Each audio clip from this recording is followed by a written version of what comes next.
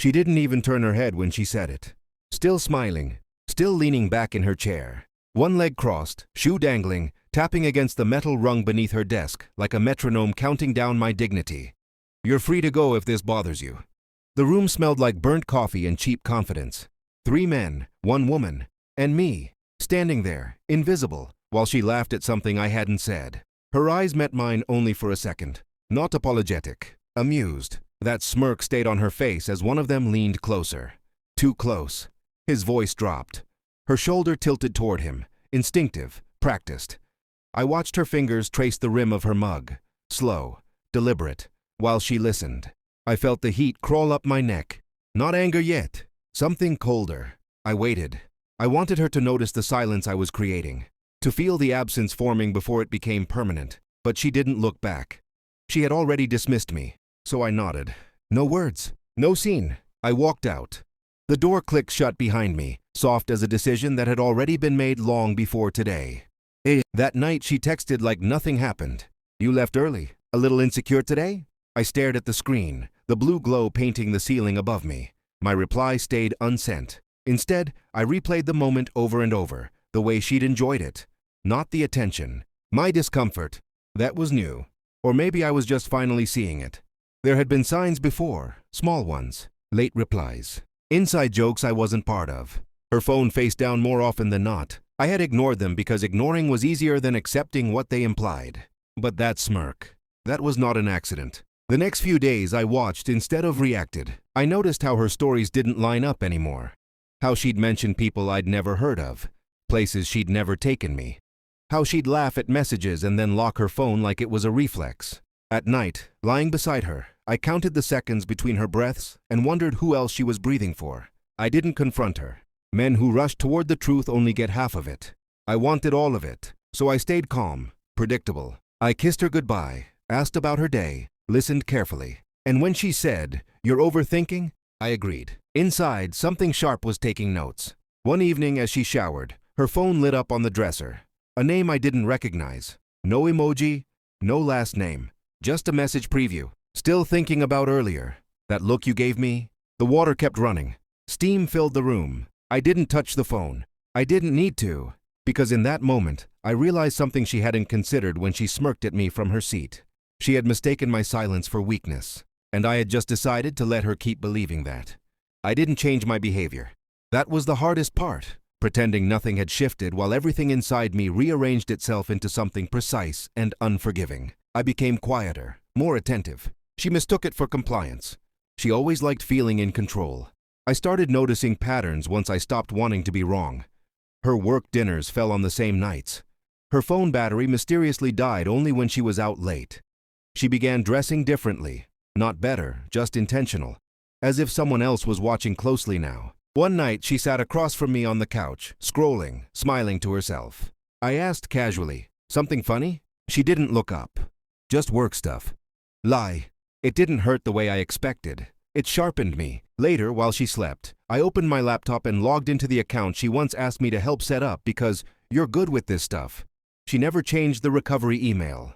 People are careless when they think they're smarter than you. Messages, deleted threads, calendar entries renamed as meetings, a pattern of initials repeated across weeks. Not proof yet, just a skeleton. I needed flesh. I pulled phone records next. Not illegally. She'd added me to the plan years ago without thinking. Hundreds of short calls, late night, early morning, always the same number. I saved everything. Screenshots, logs, dates. Then I waited. I watched her flirt with the world like consequences were optional. The way she leaned forward when certain names came up. The way she dismissed me in public but clung to me in private, afraid of losing the stability I provided. That's when I understood the game. She didn't want to leave. She wanted to replace. One evening I showed up unexpectedly. The place she said she'd be. The meeting that ran too late. Through the glass, I saw her first, laughing, animated, alive in a way she hadn't been with me in months. His hand rested on the back of her chair. Familiar, intimate. I didn't go in. I stood there long enough to memorize the image, long enough to let it burn clean. Then I left. That night she curled into me, satisfied, unaware that she'd just become transparent. "I love you," she murmured, half asleep. I didn't answer. I was already planning the moment she'd finally have to look at me, really look. and realized the ground beneath her was gone. Because when someone tells you you're free to go, sometimes the most devastating thing you can do is take them seriously. I stopped seeing her as her. That was the shift. Once emotion stepped aside, everything became clean. Simple, almost elegant. I didn't rush. People make mistakes when they hurry toward closure. I let the days stack up like evidence files. I learned her rhythms, the way she lied better in the mornings, the way guilt made her overcompensate at night. She started doing things for me again, cooking, touching my arm in public, laughing a little louder at my jokes.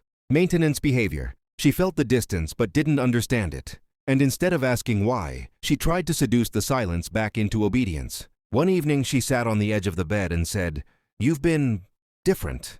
I shrugged. "Busy?" She searched my face for cracks. Found none. That scared her more than anger ever could. The investigation deepened. I synced her cloud backups while she was out grabbing coffee. Photos appeared that were never sent to me. Hotel mirrors, reflections cut off at the neck. Her smile sharpened for a camera that wasn't mine. There was one video, short, careless. Her voice in the background, low and playful. I closed it before it finished. I didn't need pain. I needed confirmation. Then came the receipt. An email forwarded automatically to her archived folder. Dinner reservation, 2 people. A place she once said was overrated when I suggested it for our anniversary. The date matched the night she told me I was free to leave if I felt uncomfortable. I almost laughed. Instead, I planned. I began moving things quietly, accounts she didn't monitor, assets she assumed were shared but weren't.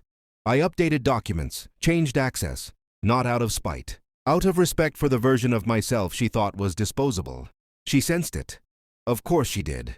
People like her always feel the door closing before it slams. One night she snapped, "Are you seeing someone?" The irony hung between us, heavy. I looked at her calmly. No, true. I was seeing everything. She studied me, unsettled. Her confidence faltered. The smirk she wore so easily in public didn't come as naturally at home anymore. Because deep down, she knew something she couldn't undo. I had stopped competing. And the moment someone realizes you're no longer fighting for them is the moment they understand they're about to lose. I waited for the final piece. It arrived in the form of a message she forgot to delete. A name. A confirmation. A promise. Enough. I saved it, closed the laptop, sat back in the dark. For the first time since she'd smirked and dismissed me like an inconvenience, my heartbeat was steady. The truth was no longer a suspicion. It was a weapon. And I was ready to decide how clean the cut would be.